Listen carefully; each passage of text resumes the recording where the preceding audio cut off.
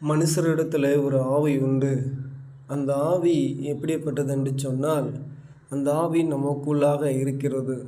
அந்த ஆவினாலே நாம் உயிர் வாழ்கிறோம். அந்த ஆவி யார் என்று சொன்னால், தேவனுடைய அமேன் அந்த சுவாசம். அந்த சுவாசம் மனுஷனுக்கு ஒரு ஆவி உண்டு. அந்த சுவாசமே அவர்களை உணர்வுள்ளதாக்கும்.